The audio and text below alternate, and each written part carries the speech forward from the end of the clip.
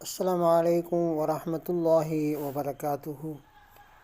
عن جابر رضي الله عنه قال قال رسول الله صلى الله عليه وسلم ما من أحد يدعو بدعاء إذا أتاه الله ما سأل أو كف عنه من السوء مثله ما لم يدع باسم أو قطيعة رحم.